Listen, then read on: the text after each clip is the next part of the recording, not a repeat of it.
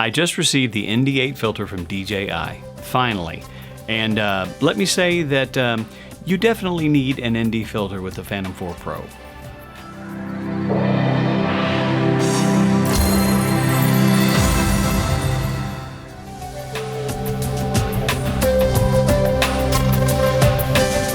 Hey guys, welcome back. I've just received the ND8 filter made by DJI.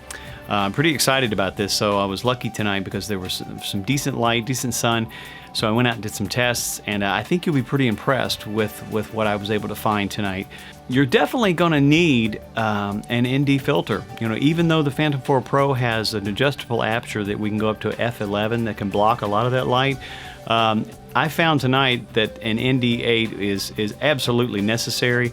I will be purchasing an ND4 and the ND16 at some point, but for right now I wanted to kind of get a feel for kind of a ballpark for what I would need with the Phantom 4 Pro. If you're new to shooting video, there's something that you really need to understand, and that is the importance of shutter speed. A lot of people are coming, I think, from a photographic background, and so the idea is the more crisp and clean, you know, each frame is, or your images are, the better. That's for photography. That does not hold with video. The rule of thumb with video is you want your shutter speed to be set at double the frame rate. Okay, that's the goal.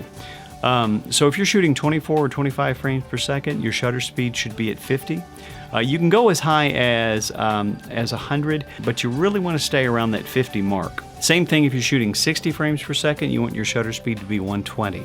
The reason is because you want natural, fluid, organic, cinematic motion blur. Now, motion blur, usually that scares a lot of people because blur means not in focus or not crisp or not sharp. With video, it's quite different. You want a natural, organic feel to your video, and that's how you get it with your shutter speed being set to double the frame rate.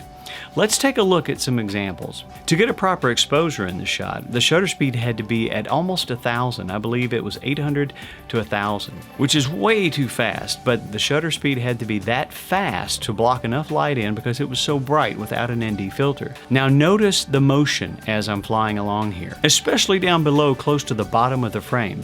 Can you see how your eyes can almost see the flashing still images? There's nothing blended in there, there's nothing smooth there. It's almost like a strobe-like effect where you can actually see the still framed images that are crisp and clean because that shutter speed is so fast. Now let's look at the same flight with the shutter speed at 50 because I'm using the ND8 filter. Now look at the bottom of the frame. Look at this motion. I'll pause it so you can take a look. This is what you want, guys.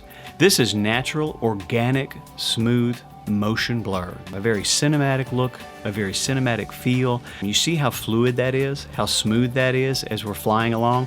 But the same token, look in the center of the frame up high. You'll notice that everything is in focus.